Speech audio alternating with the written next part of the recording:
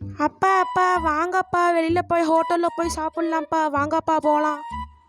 அப்படியாப்பா, சரிப்பா வாப்பா போய் சாப்பிட்டு வரலாம். தம்பி, என்னப்பா இருக்குது சாப்பிட?